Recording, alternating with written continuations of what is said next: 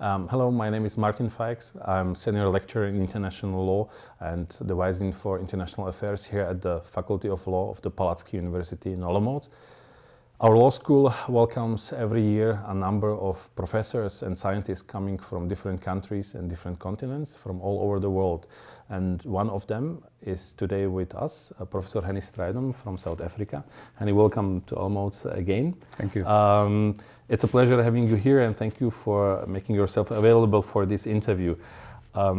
Maybe at the beginning I would like to ask you very informally to introduce yourself briefly, tell us what you are doing, where you come from and what's your current role in the academia. Martin, thank you for having me again. It's my third visit and once again a very pleasant one. I really like to be here. It's a fantastic little spot in the Czech Republic to be at. Yeah, I decided to study law already in my second last year at school, and I've never been sorry about it. So after completion of my first 2 degrees, I had to do military training for 2 years, and after completion of my military training, I had to become a prosecutor. For the simple reason that the Department of Justice paid me a bursary while I was studying, and I had to work it back. And it was while I was working for the Department of Justice as a public prosecutor that position became free in international law at the then University of the Free State in South Africa, where I graduated. Mm-hmm. So I had to decide whether I will proceed with my prosecuting duties or resign from the Department of Justice and went back to university. And I decided to go back to university, mainly for the reason that I loved the studies that I undertook at the time.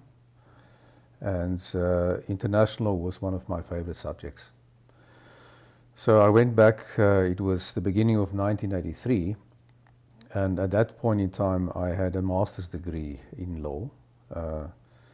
And of course, there was the expectation that I should then complete my doctoral degree, which I enrolled for in 1985, I remember correctly. And then I was very fortunate to win a bursary from BMW in Germany for 2 years. For international law? For international law. And I was then also very fortunate to go to the Max Planck Institute in Heidelberg, mm-hmm. which you also know very well. And one of the reasons I went there is because my supervisor spent some time there, early in the 1970s. So he recommended that. So I ended up in beginning of 1986 in Heidelberg, and I stayed for 2 years, almost completing the research for my doctorate. It was just my wife and I. We didn't have kids at the time. And then I went back and completed my studies. So I then spent as a senior lecturer and then later on as an associate professor and professor at the University of the Free State. And then in 2002 I got a post in Johannesburg, at the University of Johannesburg, where I'm currently also employed. So, and yeah, I also taught, apart from international law, also administrative law. And earlier in my career, also interpretation of statutes and constitutional law. But international law remained my favorite subject. And about 6 years ago, I was very fortunate to be awarded a research chair in international law at the University of Johannesburg, which is actually a fantastic opportunity to have, because I'm only supervising doctoral and master students and not teaching at the undergraduate level anymore, which I've done for 30 years, by the way. And it has also given me the opportunity to travel more to other parts of the world and to do research in different parts of the world and to meet fantastic people like yourself. Thank you so much. And to come in contact with different faculties. So this is where I will probably spend the last few years of my career, because I have to, unfortunately, retire at some other point. And the time is coming closer and closer. Well, thank you, because we chatted a lot, but actually we did not come across the question how you started with international law. So you already answered me also that question. And you also answered me the question what made international law for you personally, let's say, attractive. And that leads me actually to another issue which we are sometimes facing, that for our students international law is very often something from outer space, something which is not of concern for them, something what is quite tough to deal with, where they have to put quite a lot of efforts, and they are not always sure about whether it makes sense to deal with it. For them it's simply something what is outside, what is maybe not of concern for them. And this semester, when you are here teaching a course also which concerns a lot of different issues, but issues which are concerned with Africa. So again, the students could ask, so what's the relevance for me when I'm here at the Czech Republic University? Why should I care about international law, maybe about Africa?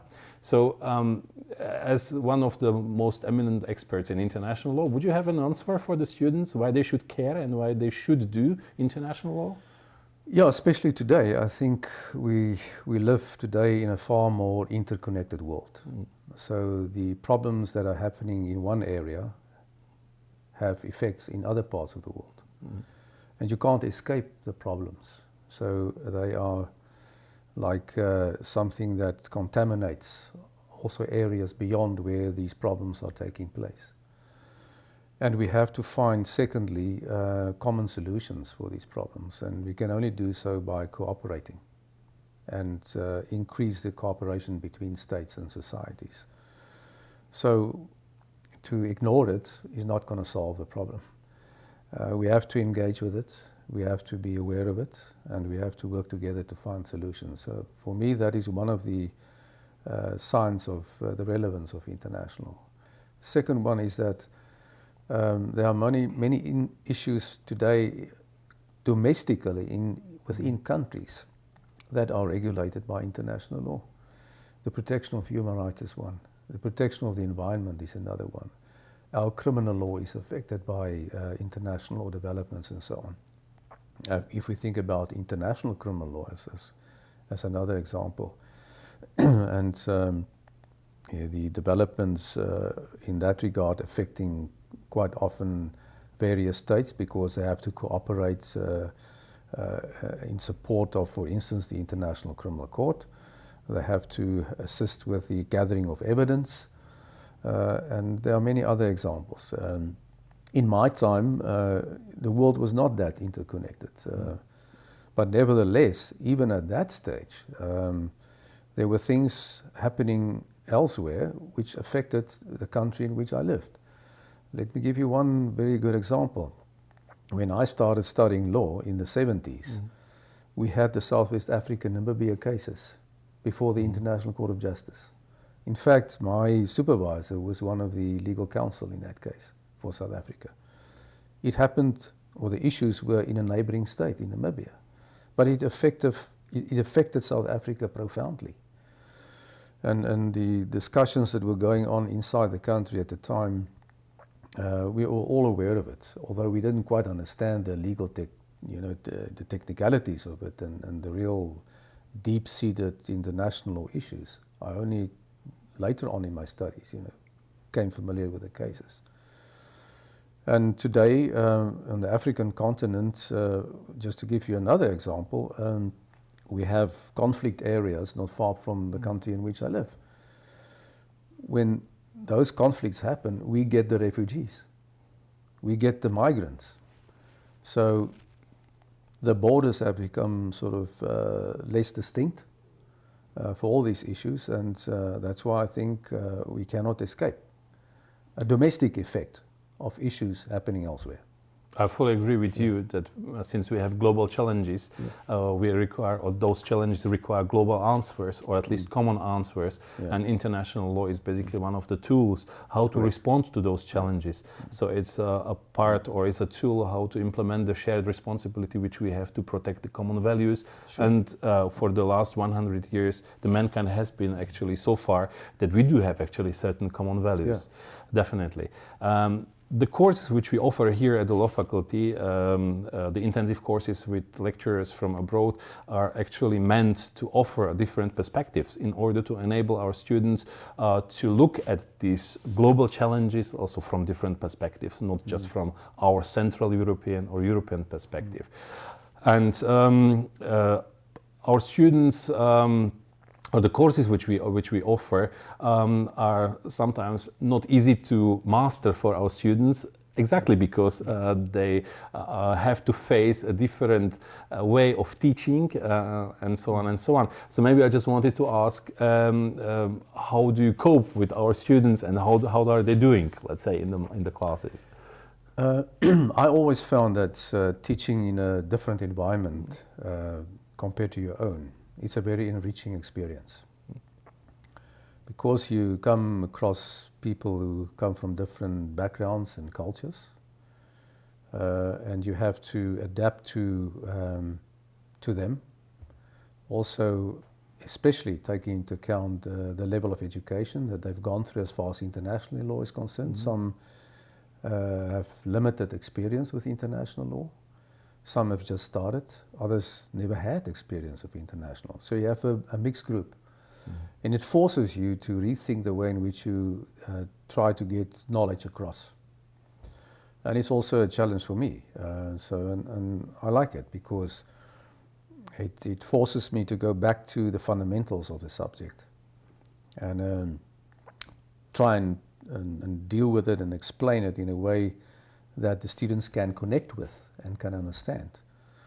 So I find something like very enriching, and I think for one's own development and for the development of your career, everybody in this field should have these experiences. To be elsewhere in the world, in a different spot, in a different place, different challenges, that's the way we grow. Exactly. And that's why we're also happy, not only having you here, but actually that our cooperation was taken to, let's say, a next stage in terms that we were able to gain or to have the Erasmus Plus credit mobility. So the cooperation between the University of Johannesburg and the Palacký University will continue, not only from the law faculty, but also from some of the other faculties here at the Palacký University, which enables us to exchange PhD students, professors, and so on and so on. So, I hope that Olomouc for you, as you said, is a good spot to visit, and that we will have you here again. Thank you again for being available for us, not only for today, but for the whole course, and we're looking forward to have you here again. Thank you. Thank you. I'm happy to come again. Thank you. Thanks.